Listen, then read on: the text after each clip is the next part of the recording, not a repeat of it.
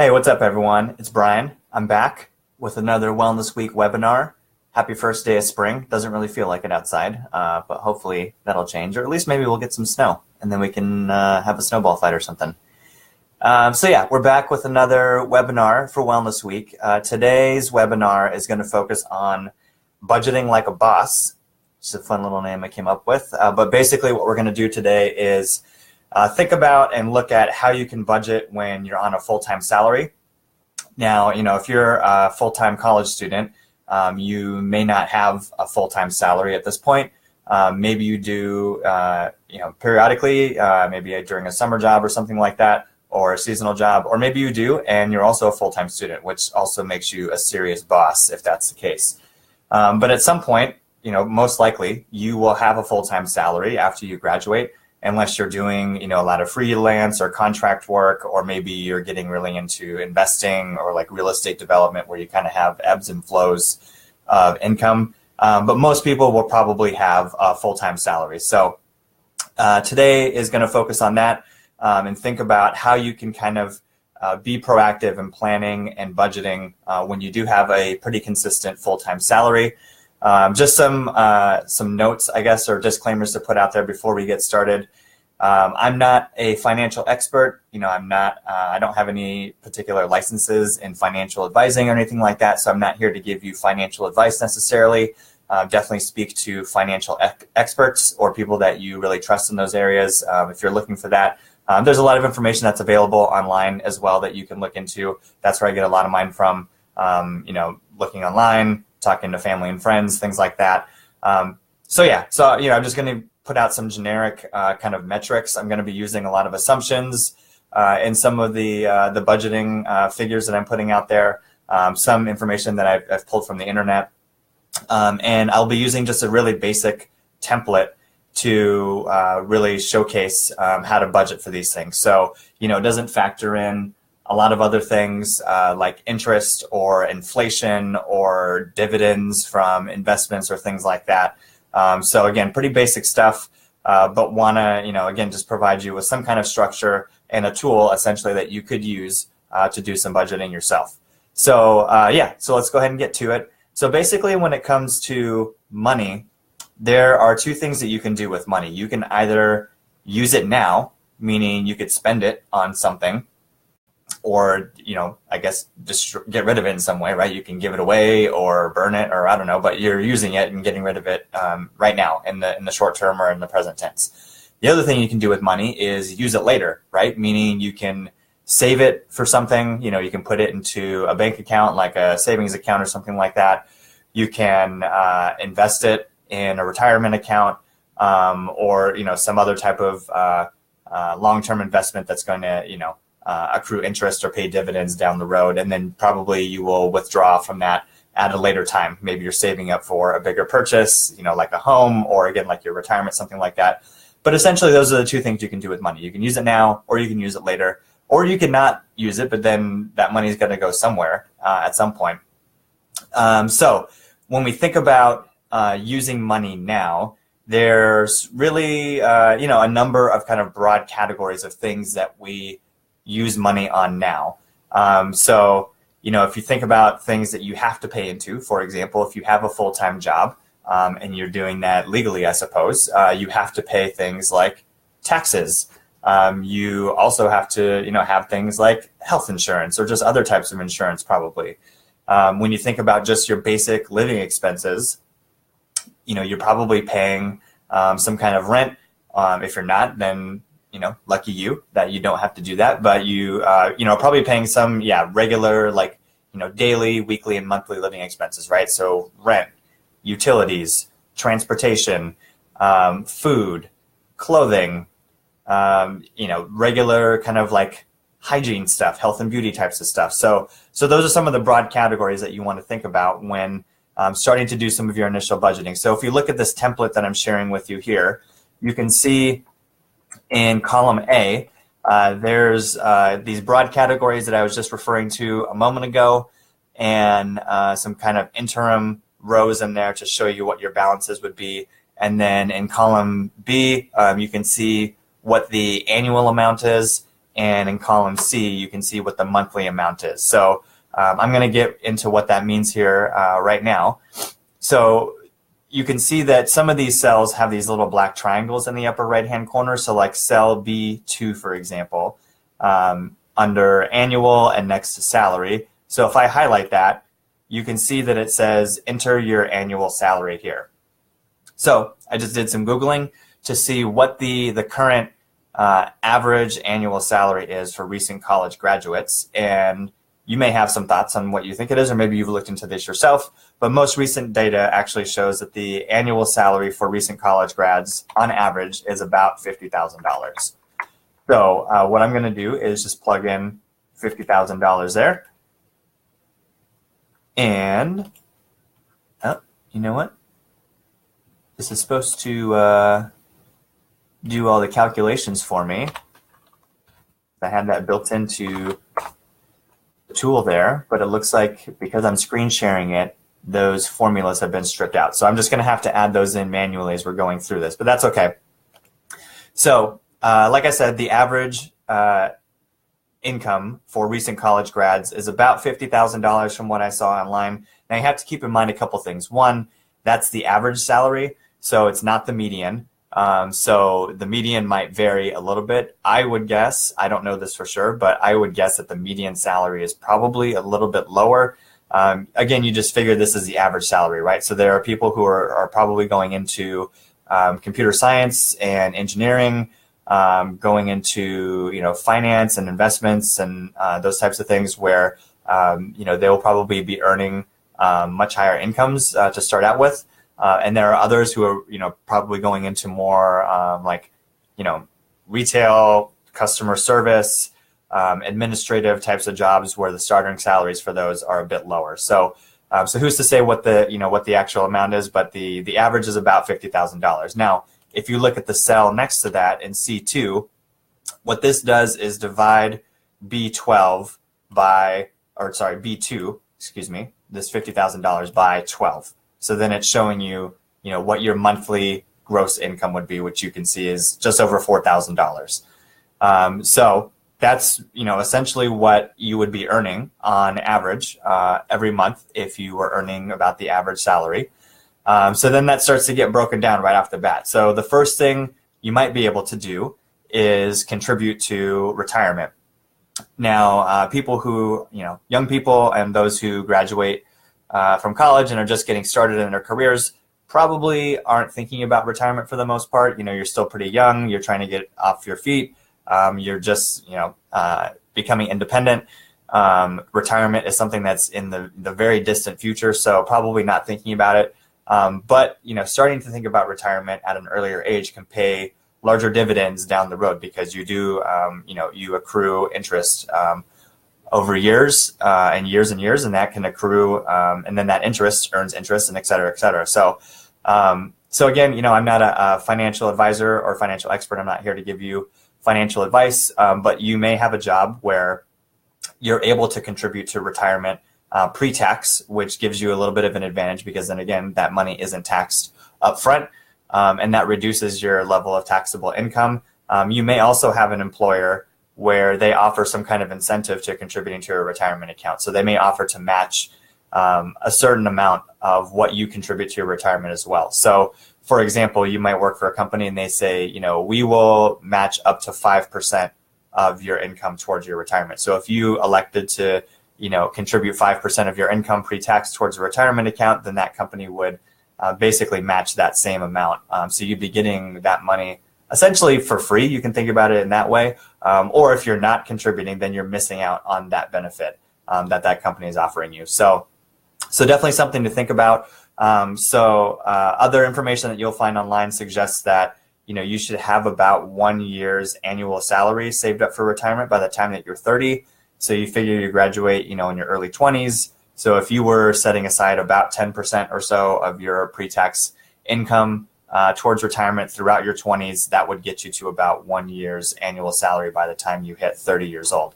So again, I'm not going to give you an exact number, but let's suppose that you were going to contribute 10% of your monthly income in this example towards retirement pre-tax. So you can see when I highlight the cell here, it says enter this formula C2 times the percent to calculate your monthly pre-tax retirement contribution.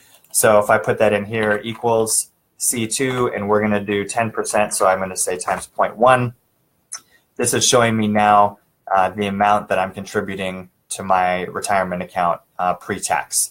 So again, the formulas got stripped out of this spreadsheet when I screen shared it, so I'm going to have to just calculate this manually. So now all I want to do here is figure out my new balance. So all I'm going to say here is that this equals this initial number that we had here minus what we're taking away, right? Because this is what we're contributing to our retirement account. So now this is what we have post retirement contributions. So the next thing you'll have to do, again, like I said, if you have a job where you're doing it legally, is you're going to have to pay some kind of taxes, whether you like it or not. And there's a lot of things that you probably pay taxes towards that maybe you don't necessarily agree with, and there are others that you probably pay taxes towards that you do agree with, or that you do, value very highly and benefit from quite a bit.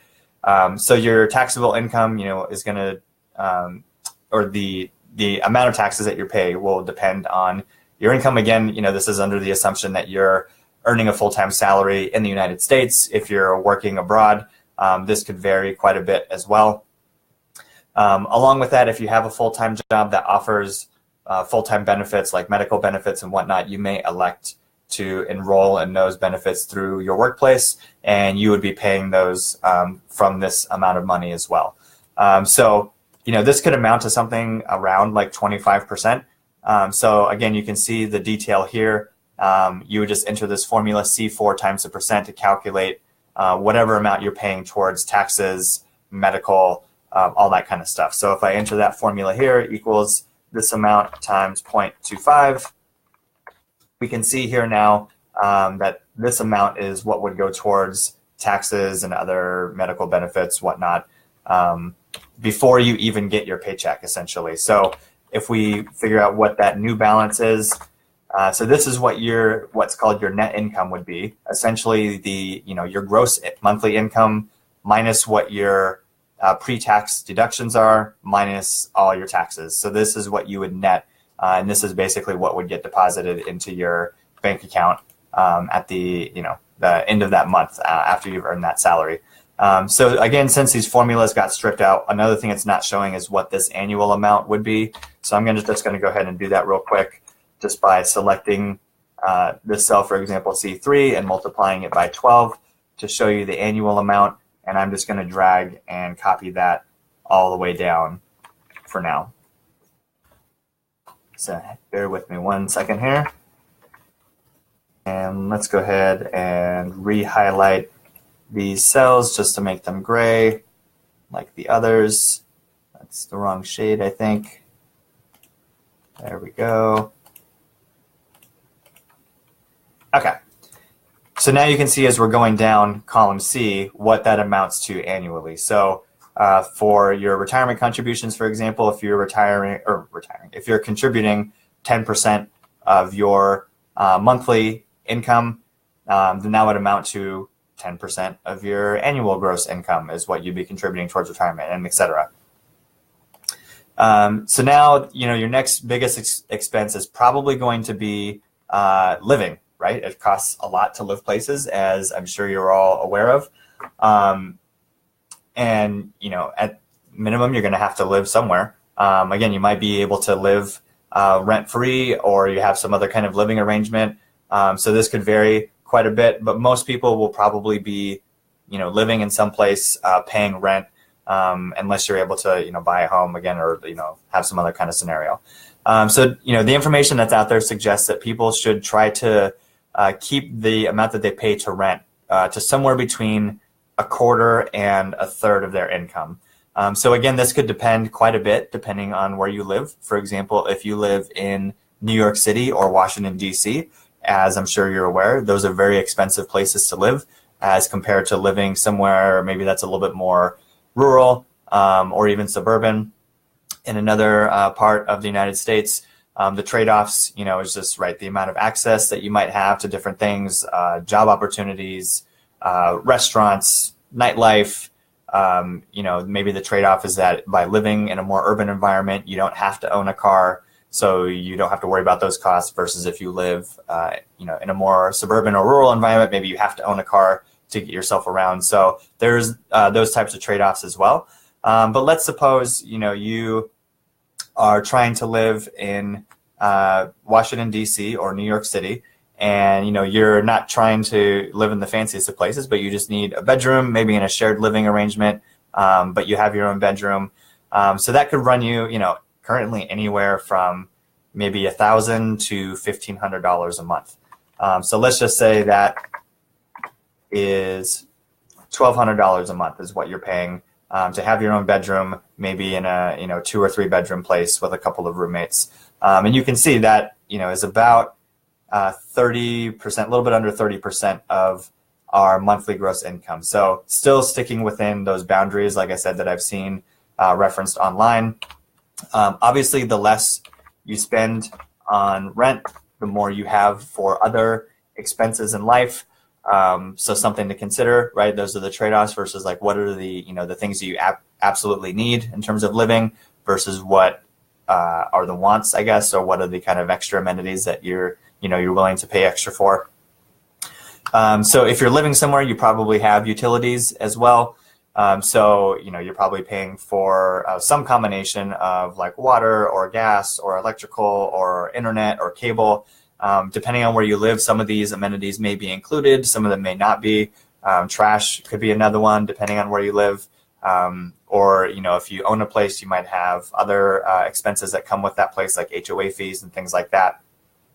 So this is going to vary quite a bit as well. But if you have just kind of the basic utilities, you're paying for heat, electricity, internet, cable, things like that, you might be paying, maybe around $75 to $100 per month for those things in certain parts of the U.S. So let's say it's $75 a month.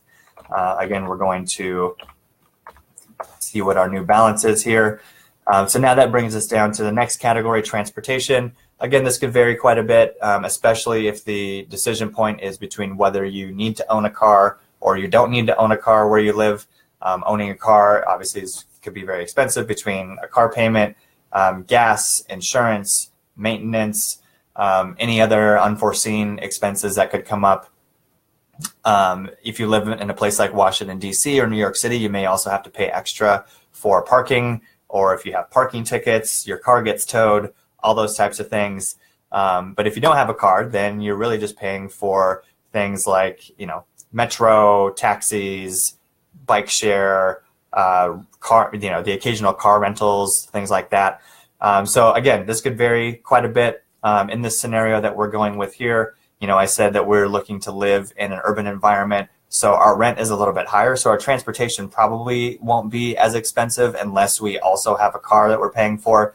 But let's suppose that it's not, and we just use kind of basic public transportation to get around most of the time. Maybe use the occasional taxi if we're going somewhere specific, or if it's like really hot or cold or something like that. But other times maybe we're able to walk too and not spend anything. So let's say this amounts to $100 per month. So now we can see what our new balance is here. So another expense that you and me and lots of other college grads may have or probably have are some types of loans or debt, especially in the initial years coming out of college. You're foregoing a full-time salary at that point to get an education or get some kind of extensive training. So there's some kind of cost associated with that.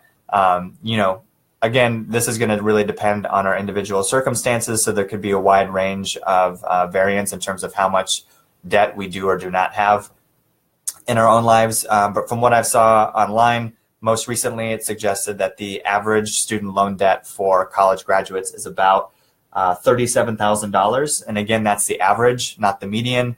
Again, I would probably speculate that the median is a little bit lower than that. But again, there are probably some people who have pretty considerable amounts of student loan debt, pulling that average number up to $37,000. So assuming, again, that these are all federal loans and that you're paying them back over a fixed interest rate over 10 years, that would amount to a monthly repayment amount of about $350 per month to be able to pay back all those student loans over a 10-year time frame. So if we look at our new balance here, So we are down to, about $1,100, and we still have a ways to go. So let's see if we can make it to the end of the month. So you also need to eat, very important, right? You want to make sure that you are eating on a regular basis, ideally eating healthy meals, probably sticking to a budget of some sorts. So this next row here is just looking at just kind of the essential food costs. So really like getting groceries, or really inexpensive meals, things like that. So, again, this could vary quite a bit depending on different dietary restrictions or food types of requirements. But, you'd probably figure if you're going grocery shopping every single week and ideally you're trying to utilize what you're using, you're buying things that, maybe are on sale or off-brand, things like that, you could probably get by in a given month with spending really just maybe a few $100s on groceries. I would say maybe even like $250 on groceries. You also figure, in this scenario, you're living with roommates, so maybe you're able to share on some of the costs when it comes to groceries, buying things in bulk, things like that. So let's go ahead and get our new balance here. So the next row, subscriptions and contracts. So, especially nowadays, I'd say pretty common for people to have different types of subscriptions. If we think about things like cell phone contracts that we have where you're paying some kind of monthly fee, Amazon Prime, Netflix, Spotify, different types of things like that. So, these seem like minor expenses, right? Some of them, if you think about paying like $9.99 a month for their, a premium account, doesn't seem like that much, but if you have a few of them, they can add up pretty quickly. Especially if you have like a cell phone contract too, depending on the amount of data that you have or that you're using, or whether you're on a family plan, things like that. So I would say, you could be paying like $50 a month, $75 a month for all these things in total. So let's just say 75 for now, see how we're doing at the end of the month with that type of standard of living, I suppose.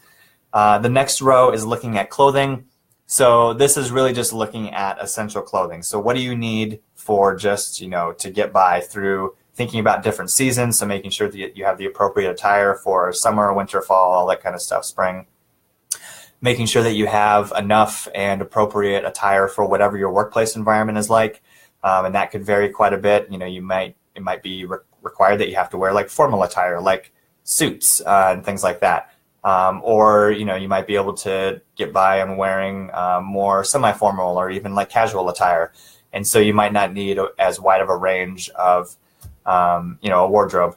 So, you could probably be spending, I don't know, let's say maybe $100 a month on average on clothing, thinking about, again, if you need different types of attire for different environments, you have to replace things periodically, like replacing shoes. Or you have to take things maybe to the tailor occasionally to get repaired or to get fitted, things like that. Next, we're looking at health and beauty. So, again, just kind of regular health and beauty expenses. So if you think about things like what do you need for, showering, hygiene, cosmetics, any regular medications that you need. So this could vary quite a bit, again, depending on what you need to kind of maintain your personal hygiene and your overall health and beauty. But let's suppose, you're spending, I would say, anywhere from maybe like $50 to $75 a month. You're even thinking about things like, haircuts or going to the salon, things like that.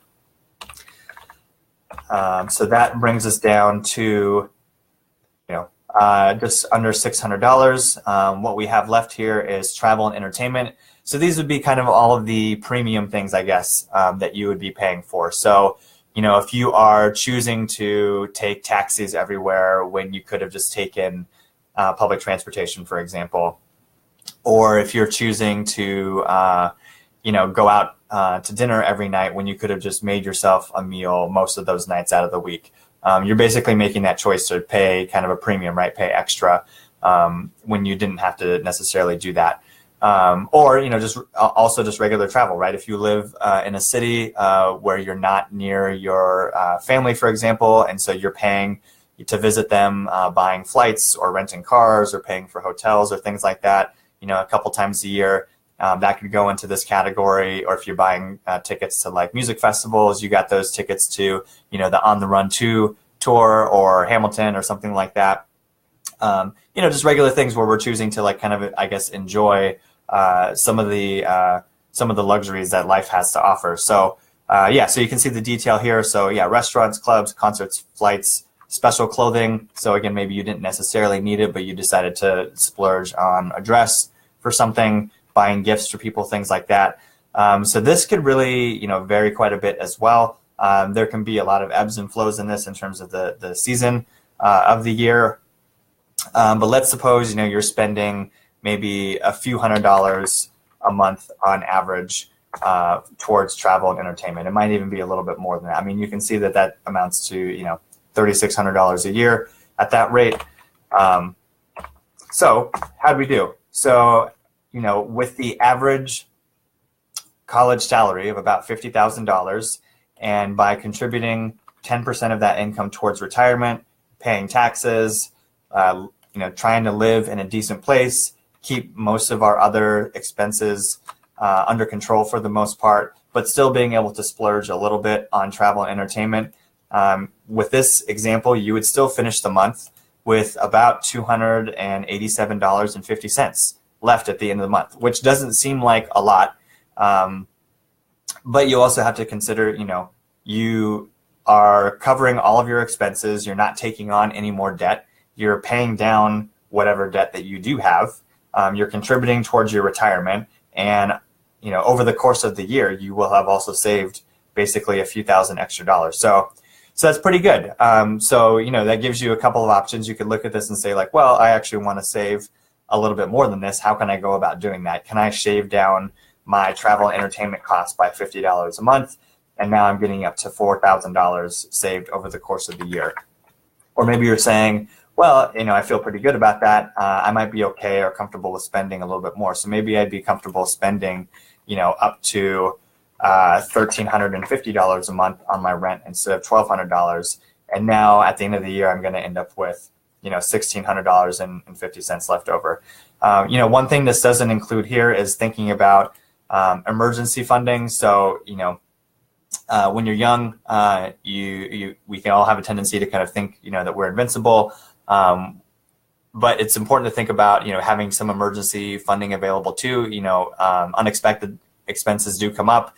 You might have to take an unexpected trip to the hospital or something like that. Or if you do have, a vehicle, at some point you'll have to replace it. So that's a pretty big cost that you'll want to save up for in advance. Or if you're saving up money for things like buying a home down the road, things like that.